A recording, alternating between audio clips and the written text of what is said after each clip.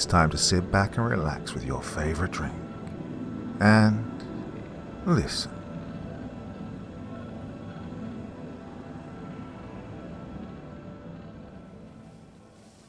The Most Dangerous Game by Richard Cannell. Off there, to the right. Somewhere is a large island, said Whitney. It's a rather mysterious. What island is it? Rainsford asked. Oh, the old charts call it Ship Trap Island, Whitney replied. Suggestive name, isn't it? Sailors have a curious dread of the place. I don't know why. Some superstition. Can't see it, remarked Rainsford, trying to peer through the dank tropical night that was palpable as it pressed its thick warm blackness in upon the yacht. Well, you've good eyes, said Whitney with a laugh. I've seen you pick off a moose moving in the brown fall bush at 400 yards, but even you can't see 4 miles or so through a moonless Caribbean night. Nor 4 yards, admitted Rainsford. It's like moist black velvet. It will be light enough in Rio, promised Whitney. We should make it in a few days.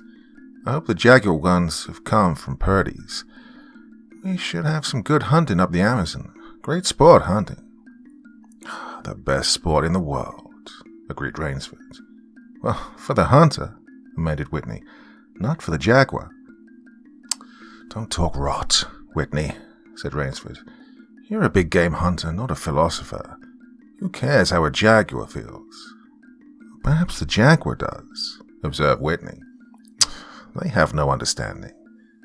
Even so, I rather think they understand one thing. Fear. The fear of pain and the fear of death. Nonsense, laughed Rainsford. This hot weather is making you soft, Whitney. Now be a realist. The world's made up of 2 classes, the hunters and the huntees. Luckily, you and I are hunters. Do you think we've passed that island yet? Well, I can't tell in the dark. I hope so. Why? Asked Rainsford. Well, the place has a reputation, a bad one. Cannibals? Suggested Rainsford. Well, hardly. Even cannibals wouldn't live in such a godforsaken place. But it's gotten into sailor lore somehow. Didn't you notice that the crew's nerves seemed a bit jumpy today? Yeah, they were a bit strange now that you mention it. Even Captain Nielsen. Yeah, even that tough-minded old Swede, who'd go up to the devil himself and ask for a light. Those fishy blue eyes held a look I never saw there before. All I could get out of him was, this place has an evil name among seafaring men, sir. Then he said to me very gravely, don't you feel anything? As if the air about us was actually poisonous. Now, you mustn't laugh when I tell you this.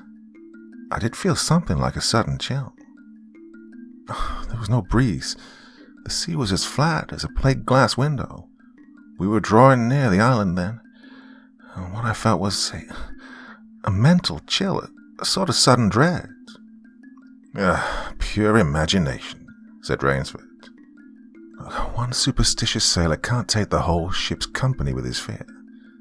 Well, maybe, but sometimes I think sailors have an extra sense that tells them when they're in danger. Sometimes I think evil is a tangible thing, with wavelengths, just as sound and light have. An evil place can, so to speak, broadcast vibrations of evil. Anyhow, I'm glad we're getting out of this zone. Well, I think I'll turn in now, Rainsford. Oh, I'm not sleepy, said Rainsford. I'm going to smoke another pipe up on the after deck. Well, good night then, Rainsford. See you at breakfast. Right. Good night, Whitney. There was no sound in the night as Rainsford sat there, but the muffled throb of the engine that drove the yacht swiftly through the darkness, and the swish and ripple of the wash of the propeller. Rainsford, reclining in a steamer chair, indolently puffed on his favourite briar. The sensuous drowsiness of the night was on him. Oh, it's so dark, he thought, that I could sleep without closing my eyes. The night would be my eyelids. An abrupt sound startled him. Off to the right he heard it, and his ears, expert in such matters, could not be mistaken. Again he heard the sound, and again. Somewhere off in the blackness, someone had fired a gun 3 times. Rainsford sprang up and moved quickly to the rail, mystified. He strained his eyes in the direction from which the reports had come, but it was like trying to see through a blanket.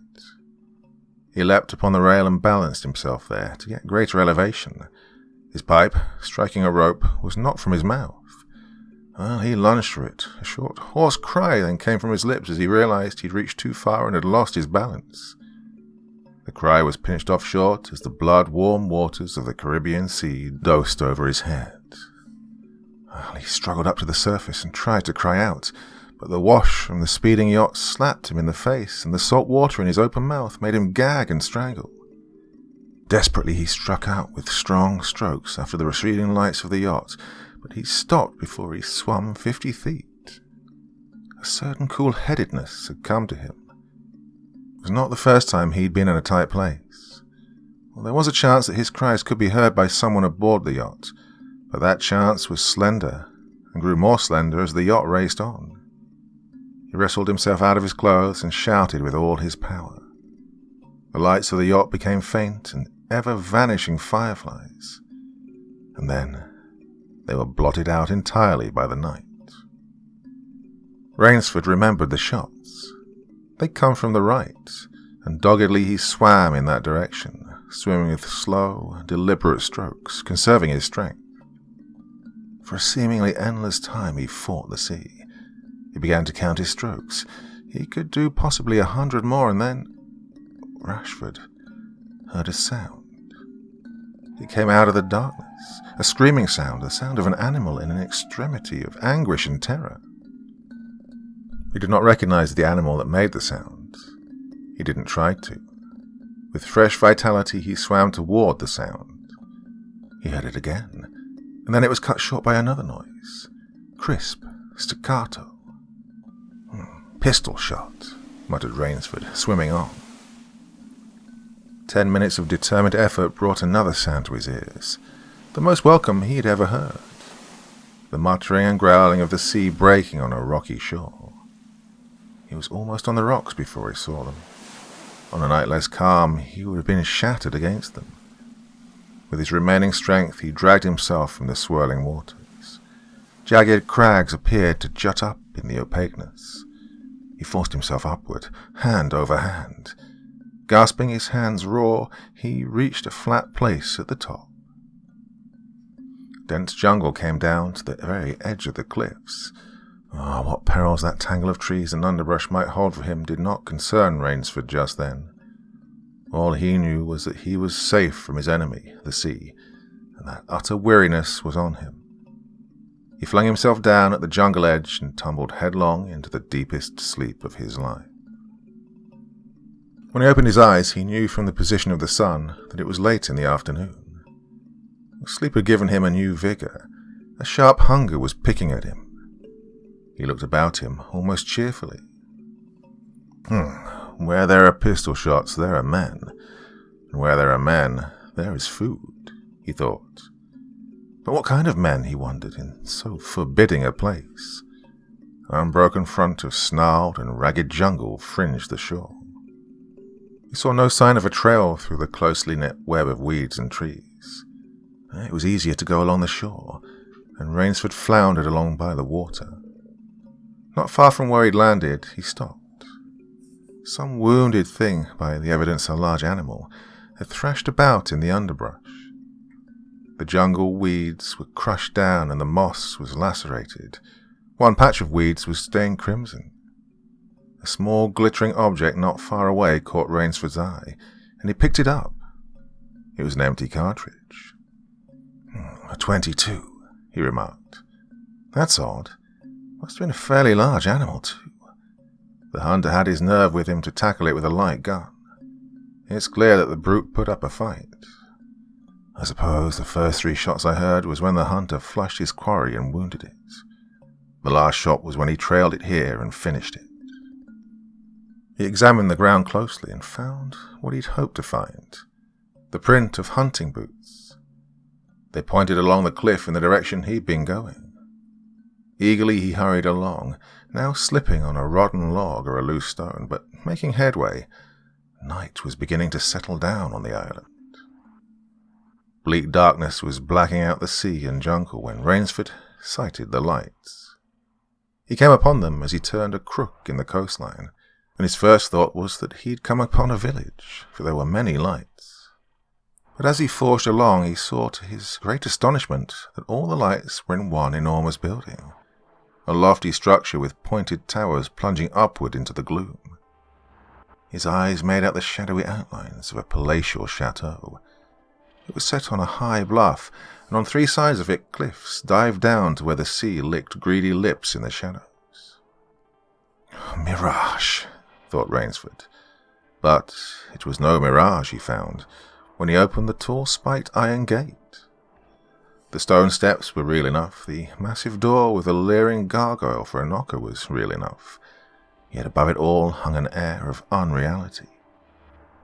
He lifted the knocker, and it creaked up stiffly, as if it had never before been used. He let it fall, and it startled him with its booming loudness. He thought he heard steps within.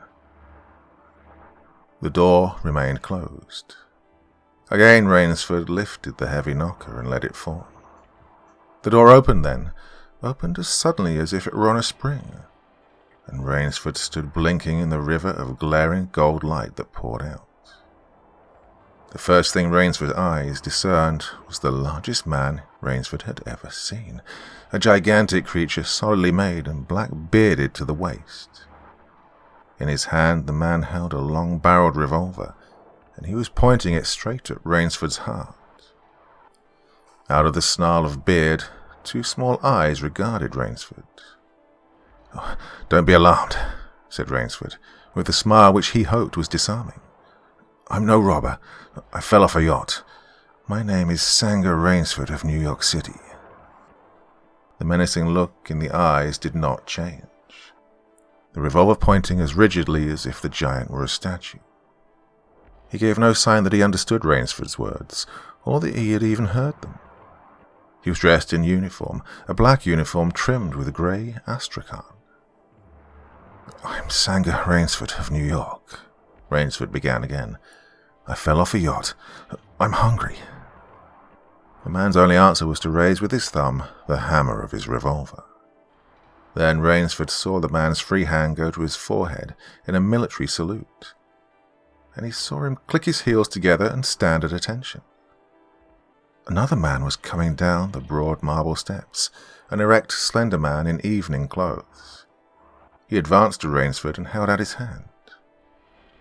In a cultivated voice marked by a slight accent that gave it added precision and deliberateness, he said, "It's a very great pleasure and honor to welcome Mr. Sanger Rainsford, the celebrated hunter, to my home." Automatically, Rainsford shook the man's hand. "I've read your book about hunting snow leopards in Tibet, you see," explained the man. "I am General Zarov." Rainsford's first impression was that the man was singularly handsome. His second was that there was an original, almost bizarre quality about the general's face.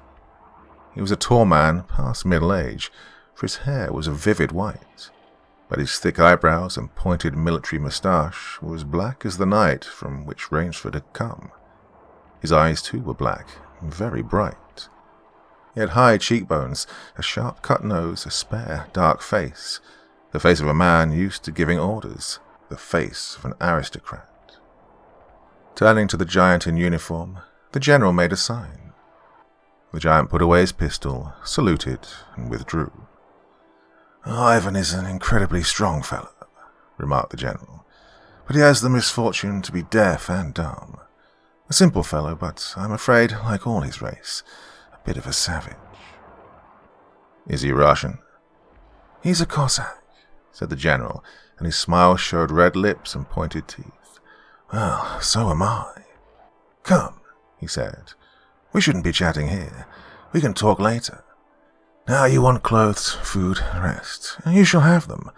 This is a most restful spot." Ivan had reappeared, and the general spoke to him with lips that moved but gave forth no sound.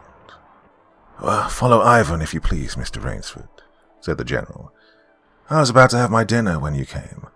I'll wait for you. You'll find that my clothes will fit you, I think. It was to a huge, beam-ceilinged bedroom with a canopied bed big enough for 6 men that Rainsford followed the silent giant. Ivan laid out an evening suit, and Rainsford, as he put it on, noticed that it came from a London tailor who ordinarily cut and sewed for none below the rank of duke. The dining room to which Ivan conducted him was in many ways remarkable. There was a medieval magnificence about it. It suggested a baronial hall of feudal times with its oaken panels, its high ceiling, its vast refectory tables where 20 men could sit down and eat. About the hall were mounted heads of many animals, lions, tigers, elephants, moose, bears, larger or more perfect specimens Rainsford had never seen. At the great table, the General was sitting alone. "Oh, you'll have a cocktail, Mr. Rainsford," he suggested. The cocktail was surprisingly good, and Rainsford noted the table appointments were of the finest. The linen, the crystal, the silver, the china. They were eating borscht, a rich red soup with whipped cream so dear to Russian palates. Half apologetically, General Zaroff said, "We do our best to preserve the amenities of civilization here. Please forgive any lapses. We are well off the beaten track, you know. Do you think the champagne has suffered from its long ocean trip?" "Not in the least," declared Rainsford. He was finding the General a most thoughtful and affable host, a true cosmopolite. But there was one small trait of the General's that made Rainsford uncomfortable. Whenever he looked up from his plate, he found the General studying him, appraising him narrowly. "Perhaps," said General Zaroff, "you are surprised that I recognize your name. You see, I read all books on hunting published in English, French, and Russian, and I have but one passion in my life, Mr. Rainsford, and that is the hunt." "Oh, you have some wonderful heads here," said Rainsford as he ate a particularly well-cooked filet mignon. "That Cape buffalo is the largest I've ever seen. That fellow, yes, he was a monster." "Did he charge you?" "Oh, hurled me against a tree," said the General. "Fractured my skull, but I got the brute." "I've always thought," said Rainsford, "that the Cape buffalo is the most dangerous of all big game." For a moment the General did not reply. He was smiling his curious red-lipped smile. Then he said slowly, "No, you are wrong, sir. The Cape buffalo is not the most dangerous big game." He then sipped his wine. "Here in my preserve on this island," he said in the same slow tone, "I hunt more dangerous game." Rainsford expressed his surprise. "Is there big game on this island?" The General nodded. "The biggest." "Really?" "Oh, it isn't here naturally, of course. I have to stock the island." "What have you imported, General?" Rainsford asked. "Tigers?" The General smiled. "No," he said. "Hunting tigers ceased to interest me some years ago. I exhausted their possibilities, you see. No thrill left in tigers, no real danger.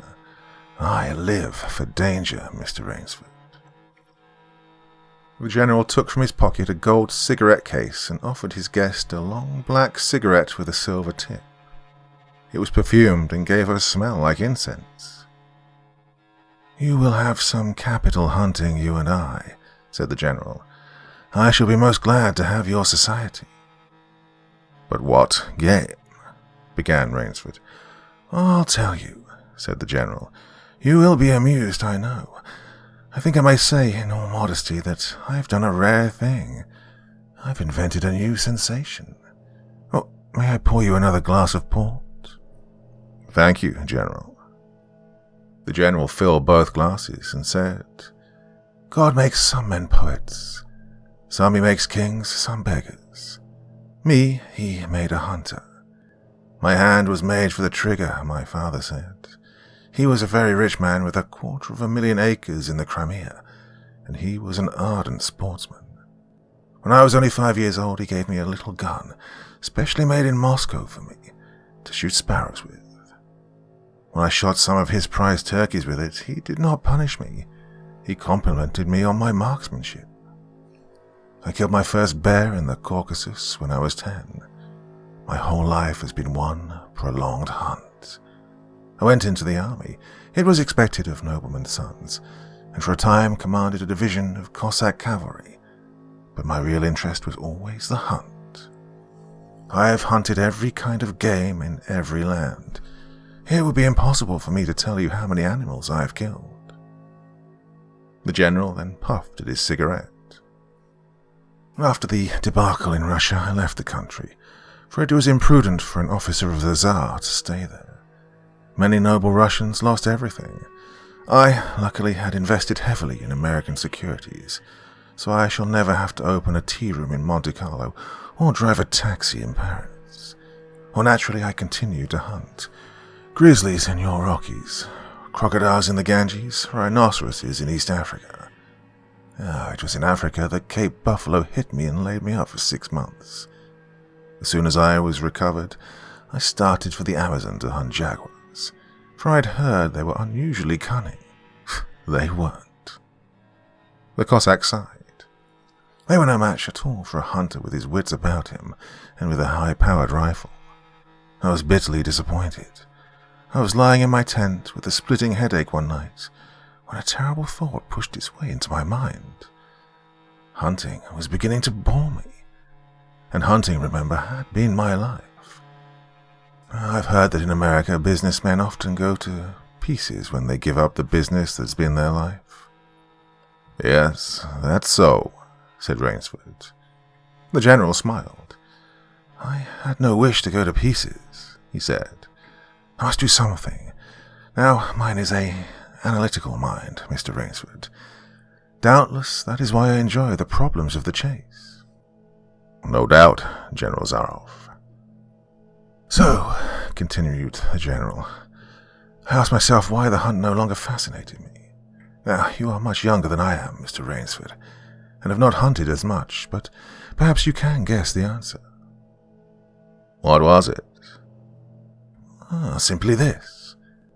Hunting had ceased to be what you call a sporting proposition. It had become too easy. I always got my quarry, always. There's no greater bore than perfection. The general lit a fresh cigarette. No animal had a chance with me anymore. That is no boast, it's a mathematical certainty. The animal had nothing but his legs and his instinct. Instinct is no match for reason. When I thought of this, it was a tragic moment for me, I can tell you. Rainsford leaned across the table, absorbed in what his host was saying. It came to me as an inspiration what I must do, the general went on. And that was? The general smiled, the quiet smile of one who has faced an obstacle and surmounted it with success. I had to invent a new animal to hunt, he said. A new animal? You're joking. Oh, not at all, said the general. I never joke about hunting. I needed a new animal. I found one. So I bought this island, built this house, and here I do my hunting. The island is perfect for my purposes. There are jungles with a maze of traits in them, hills, swamps. But the animal, General Zaroff. Oh, said the general. It supplies me with the most exciting hunting in the world. No other hunting compares with it for an instant. Every day I hunt, and I never grow bored now, for I have a quarry with which I can match my wits. Rainsford's bewilderment showed on his face. I wanted the ideal animal to hunt, explained the general. So I said, what are the attributes of an ideal quarry? And the answer was, of course, it must have courage, cunning, and, above all, it must be able to reason. But no animal can reason, objected Rainsford. My dear fellow, said the general, there is one that can. But you can't mean, gasped Rainsford. And why not? I can't believe you're serious, General Zaroff. This is a grisly joke. Why should I not be serious? I am speaking of hunting. Hunting? Great guns, General Zaroff. What you speak of is murder. The General then laughed with entire good nature. He regarded Rainsford quizzically. I refuse to believe that so modern and civilized a young man as you seem to be harbors romantic ideas about the value of human life. Surely your experiences in the war did not make me condone cold-blooded murder, finished Rainsford stiffly. Laughter shook the General. How extraordinarily droll you are, he said. One does not expect nowadays to find a young man of the educated class, even in America, with such a naive and, if I may say so, mid-Victorian point of view. It's like finding a snuff-box in a limousine. Ah, well, doubtless you had Puritan ancestors. So many Americans appear to have had. I'll wager you'll forget your notions when you go hunting with me. You've a genuine new thrill in store for you, Mr. Rainsford. Well, thank you. I'm a hunter, not a murderer. Dear me, said the General, quite unruffled. Again that unpleasant word. But I think I can show you that your scruples are quite ill-founded. Yes?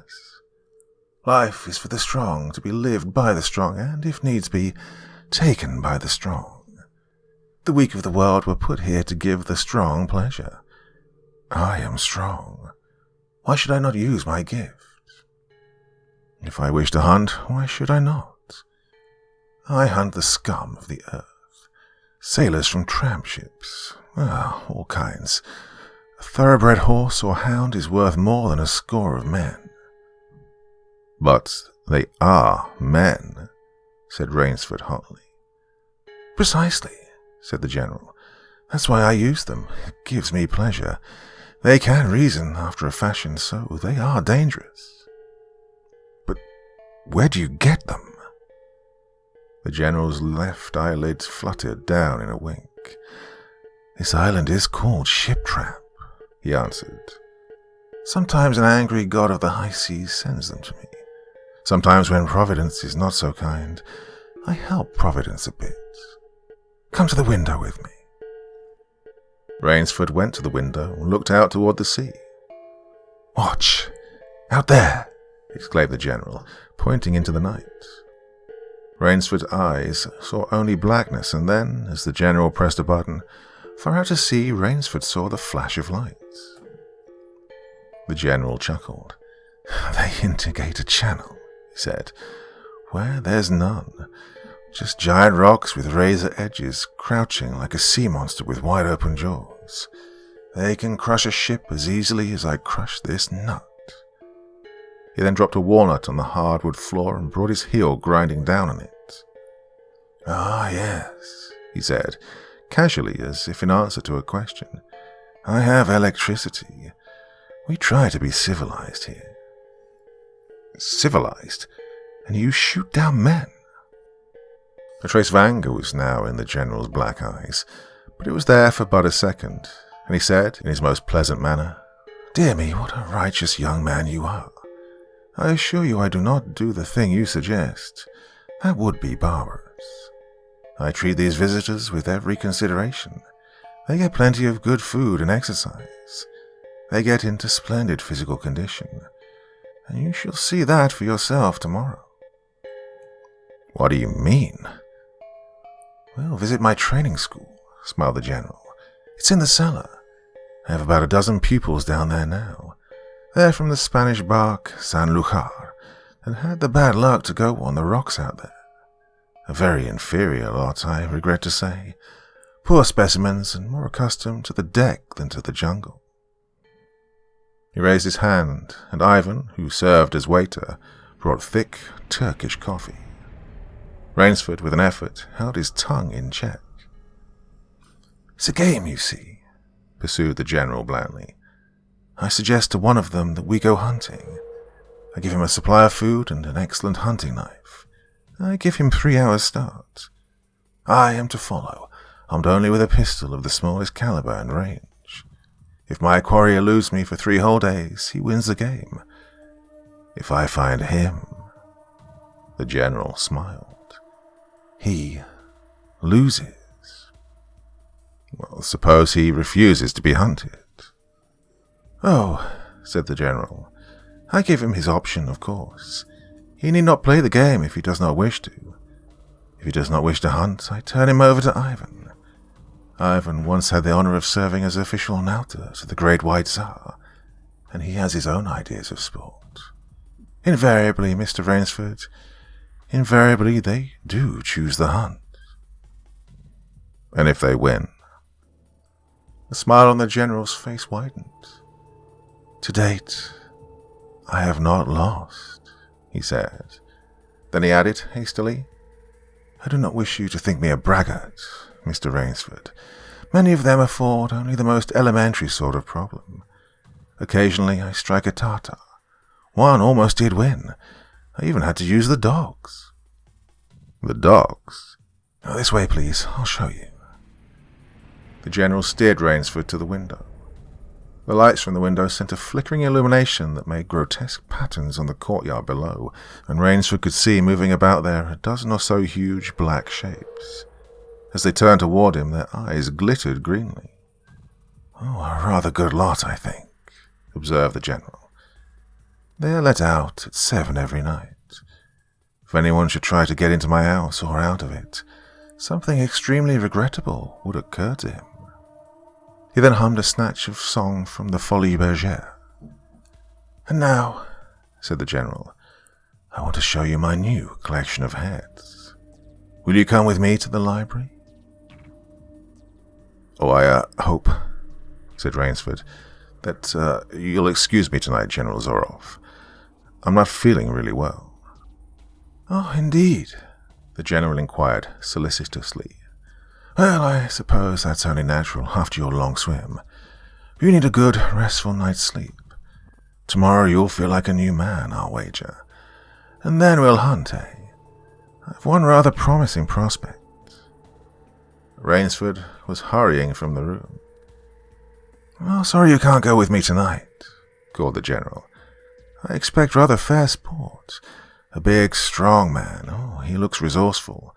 Well, good night, Mr. Rainsford. I hope you have a good night's rest." The bed was good, and the pajamas of the softest silk, and he was tired in every fibre of his being. But nevertheless, Rainsford could not quiet his brain with the opiate of sleep. He lay, eyes wide open. Once he thought he heard stealthy steps in the corridor outside his room. He sought to throw open the door, but it would not open. He went to the window and looked out. His room was high up in one of the towers. The lights of the chateau were out now, and it was dark and silent. But there was a fragment of sallow moon, and by its one light he could see, dimly, the courtyard. There, weaving in and out in the pattern of shadow, were black, noiseless forms. The hounds heard him at the window and looked up, expectantly, with their green eyes. Rainsford went back to the bed and lay down. By many methods he tried to put himself to sleep. He had achieved a doze when, just as morning began to come, he heard, far off in the jungle, the faint report of a pistol. General Zaroff did not appear until luncheon. He was dressed faultlessly in the tweeds of a country squire. He was solicitous about the state of Rainsford's health. "As for me," sighed the general, "I do not feel so well. I am worried, Mr. Rainsford. Last night I detected traces of my old complaint." To Rainsford's questioning glance, the general said, "Oh, ennui, boredom." Then, taking a second helping of crêpe Suzette, the general explained, "The hunting was not good last night. The fellow lost his head. He made a straight trail that offered no problems at all. That's the trouble with these sailors. They have dull brains to begin with, and they do not know how to get about in the woods. They do excessively stupid and obvious things. It's most annoying. Will you have another glass of Chablis, Mr. Rainsford? General, said Rainsford firmly, I wish to leave this island at once. The General raised his thickets of eyebrows. He seemed hurt. But my dear fellow, the General protested, you've only just come. You've had no hunting. Well, I wish to go today, said Rainsford. He saw the dead black eyes of the General on him, studying him. General Zaroff's face suddenly brightened. He filled Rainsford's glass with venerable Chablis from a dusty bottle. Tonight, said the General, we will hunt, you and I. Rainsford shook his head. No, General, he said, I will not hunt. The General shrugged his shoulders and delicately ate a hot house grape. As you wish, my friend, he said. The choice rests entirely with you. But may I not venture to suggest that you will find my idea of sport more diverting than Ivan's? He nodded toward the corner to where the giant stood, scowling, his thick arms crossed on his hogshead of chest. Oh, you don't mean it, cried Rainsford.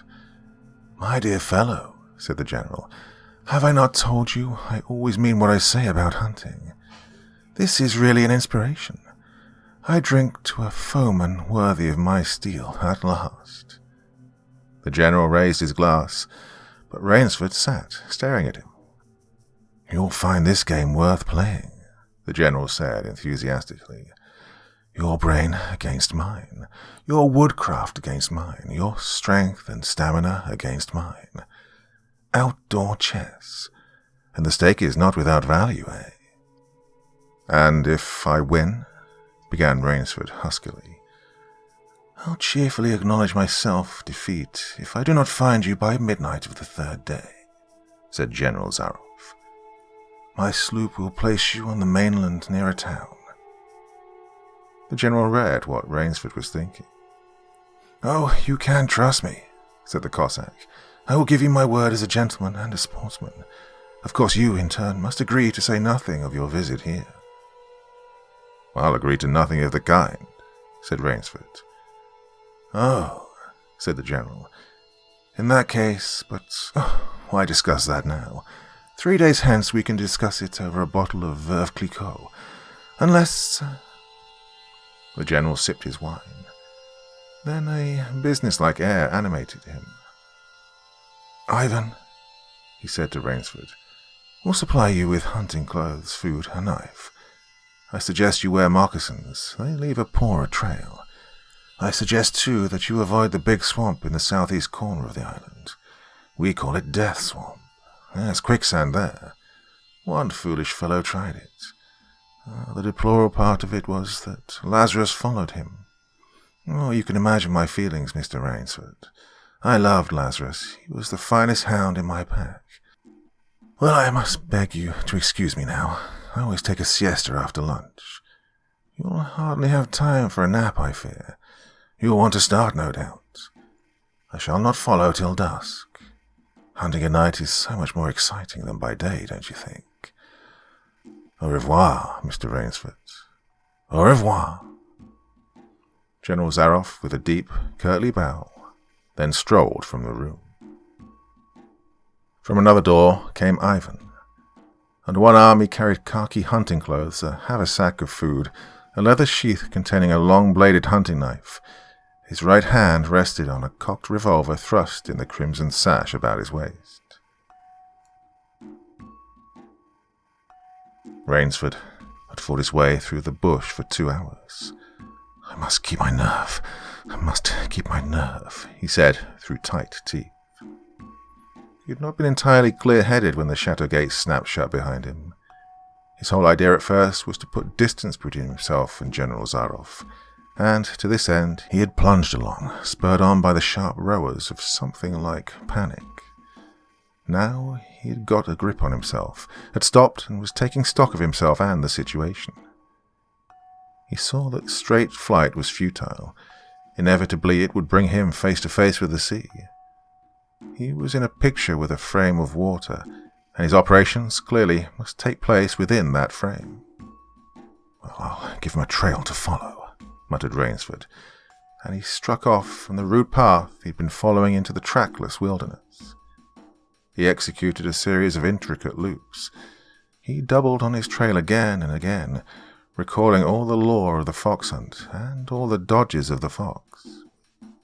Night found him leg-weary, with hands and face lashed by the branches on a thickly wooded ridge. He knew it would be insane to blunder on through the dark, even if he had the strength. His need for rest was imperative, and he thought, "I've played the fox, now I must play the cat of the fable." A big tree with a thick trunk and outspread branches was nearby, and, taking care not to leave the slightest mark, he climbed up into the crotch and, stretching out on one of the broad limbs, after a fashion, rested. Rest brought him new confidence and almost a feeling of security. Even so zealous a hunter as General Zaroff couldn't trace him there, he told himself. Only the devil himself could follow that complicated trail through the jungle after dark. But perhaps the general was a devil. An apprehensive night crawled slowly by like a wounded snake, and sleep did not visit Rainsford, although the silence of a dead world was on the jungle. Toward morning, when a dingy grey was varnishing the sky, the cry of some startled bird focused Rainsford's attention in that direction. Something was coming through the bush, coming slowly, carefully, coming by the same winding way Rainsford had come. He flattened himself down on the limb and, through a screen of leaves almost as thick as tapestry, he watched. That which was approaching was a man. It was General Zaroff. He made his way along with eyes fixed in utmost concentration on the ground before him. He paused, almost beneath the tree, dropped to his knees and studied the ground. Rainsford's impulse was to hurl himself down like a panther, but he saw that the general's right hand held something metallic, a small automatic pistol. The hunter shook his head several times as if he were puzzled. Then he straightened up and took from his case one of his black cigarettes. Its pungent, incense-like smoke floated up to Rainsford's nostrils. Rainsford held his breath. The general's eyes had left the ground and were travelling inch by inch up the tree. Rainsford froze there, every muscle tensed for a spring. But the sharp eyes of the hunter stopped before they reached the limb where Rainsford lay. A smile spread over his brown face, and very deliberately he blew a smoke ring into the air. Then he turned his back on the tree and walked carelessly away, back along the trail he'd come. The swish of the underbrush against his hunting boots growing fainter and fainter. The pent-up air burst hotly from Rainsford's lungs. His first thought made him feel sick and numb. The general could follow a trail through the woods at night. He could follow an extremely difficult trail. He must have uncanny powers. Only by the merest chance had the Cossack failed to see his quarry. Rainsford's second thought was even more terrible. It sent a shudder of cold horror through his whole being. Why had the general smiled? Why had he turned back?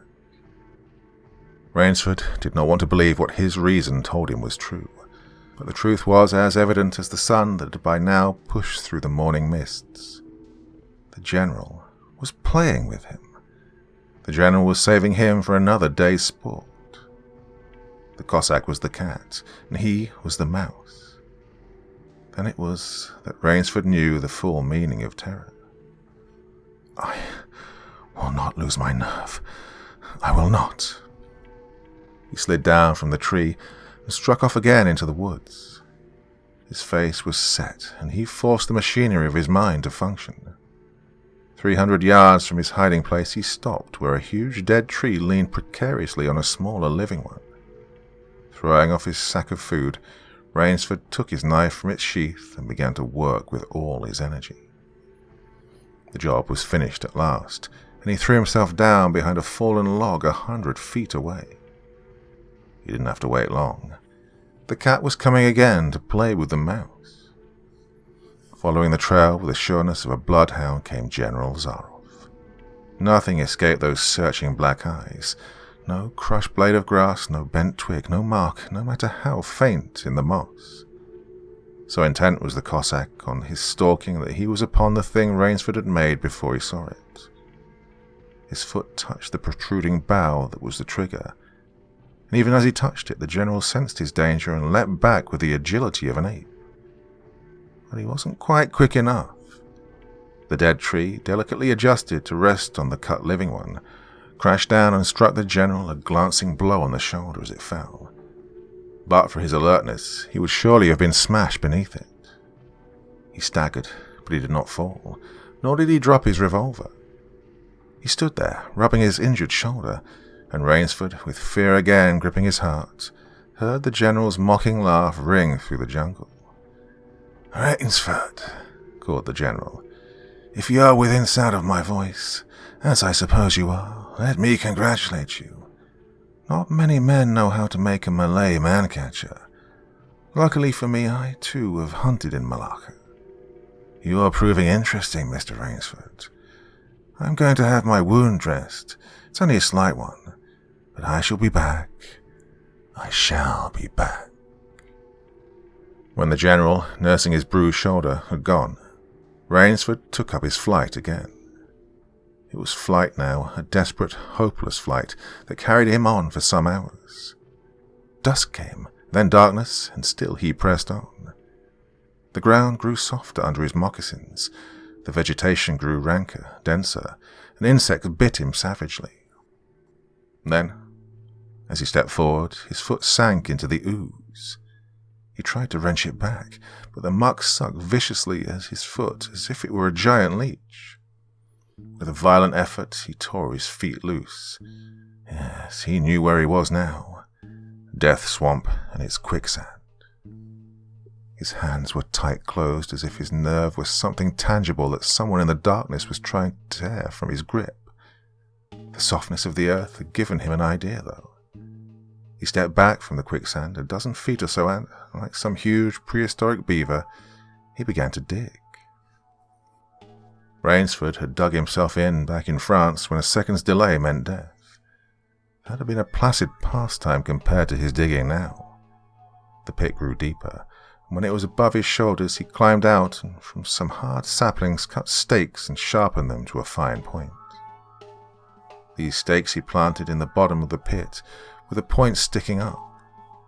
With flying fingers he wove a rough carpet of weeds and branches, and with it he covered the mouth of the pit.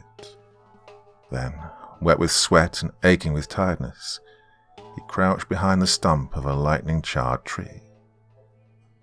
He knew his pursuer was coming. He heard the padding sound of feet on the soft earth, and the night breeze brought him the perfume of the general's cigarette.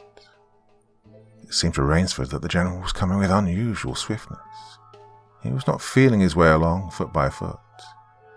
Rainsford, crouching there, could not see the general, nor could he see the pit. He lived a year in a minute. Then he felt an impulse to cry aloud with joy, for he heard the sharp crackle of the breaking branches as the cover of the pit gave way. He heard the sharp scream of pain as the pointed stakes found their mark. He leapt up from his place of concealment. Then he cowered back. 3 feet from the pit a man was standing, with an electric torch in his hand. "Ah, you've done well, Rainsford," the voice of the general called. "Your Burmese tiger pit has claimed one of my best dogs. Again, you score. Well, I think, Mr. Rainsford, I'll see what you can do against my whole pack. I'm going home for a rest now. Thank you for a most amusing evening." At daybreak, Rainsford, lying near the swamp, was awakened by a sound that made him know that he had new things to learn about fear. It was a distant sound, faint and wavering, but he knew it. It was the baying of a pack of hounds. Rainsford knew he could do one of 2 things. He could stay where he was and wait. That was suicide. He could flee, and that was postponing the inevitable. For a moment he stood there thinking. An idea that held a wild chance came to him, and, tightening his belt, he headed away from the swamp. The baying of the hounds drew nearer, and still nearer, nearer, ever nearer. On a ridge, Rainsford climbed a tree. Down a watercourse, not a quarter of a mile away, he could see the bush moving. Straining his eyes, he saw the lean figure of General Zaroff. Just ahead of him, Rainsford made out another figure whose wide shoulders surged through the tall jungle weeds. It was the giant, Ivan, and he seemed pulled forward by some unseen force. Rainsford knew that Ivan must be holding the pack in leash. They would be on him any minute now. His mind worked frantically. He thought of a native trick he'd learned in Uganda. He slid down the tree. He caught hold of a springy young sapling, and he fastened it to his hunting knife, with the blade pointing down the trail. With a bit of wild grapevine, he tied back the sapling, and then he ran for his life. The hounds raised their voices as they hit the fresh scent. Rainsford knew now how any animal at bay feels. He had to stop to get his breath. The baying of the hounds stopped abruptly, and Rainsford's heart stopped too. They must have reached the knife. He shinned excitedly up a tree and looked back. His pursuers had stopped.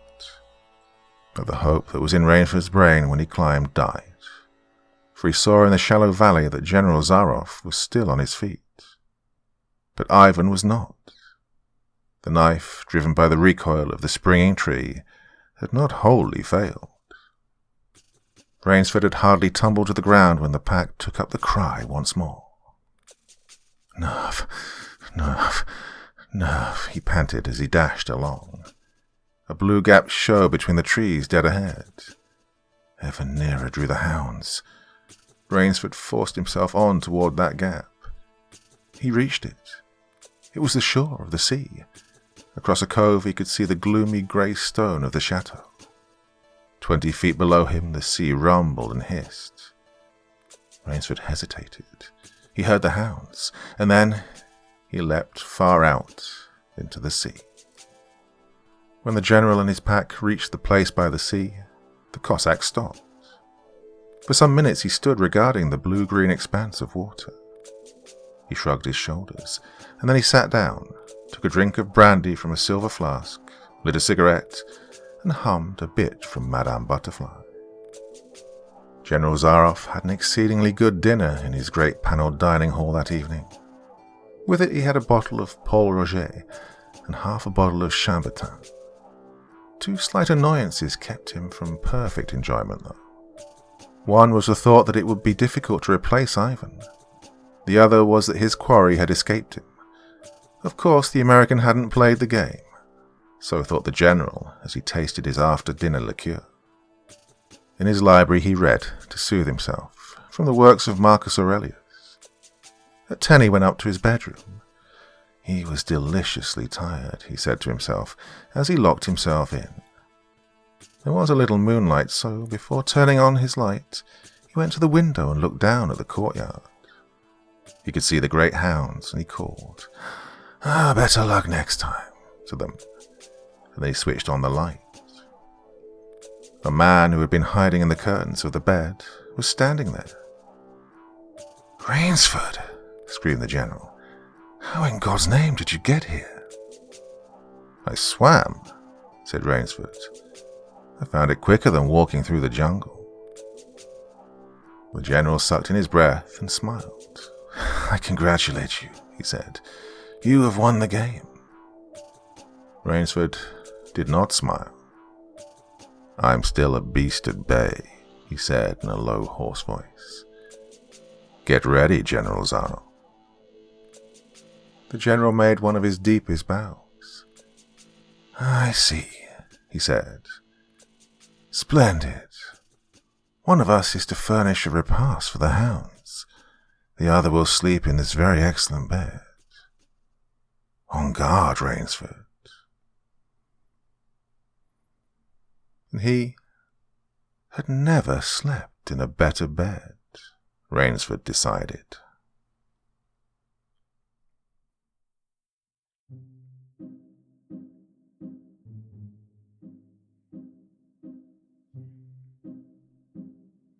So, yeah, thanks to everyone for listening to me on a Saturday night. Rarely, if ever, do I post anything on a Saturday, but, well, I didn't do anything for a couple of days. Yeah, there was a podcast last night, but yeah, it's not the same, is it? That's over on my second channel, and it's a completely separate thing, I think. Is it? Well, I don't know. Anyway. So, yeah, you may have heard that one before, but I wasn't happy with the results, plus there was a bit of an issue again with people claiming the background music as their own. It's like, oh, come on. It's the big thing that I do is, compose my own background music. It's what I've always done, and it's mine. And it's so frustrating when someone says, no, I did that, that's my song, and they refuse to back down. And honestly, it's just, the system here on this platform is not one that really helps you out that much if someone makes a claim against you. So it's just sometimes easier to say, okay, I'll re-record this, remaster it, put some different music on, and it's all good. Anyway, yeah, thanks for joining me on a Saturday night. Probably something back again here on, tomorrow. So I'll see you then. Till the next time, my dear friends, very, very sweet dreams then, and bye-bye.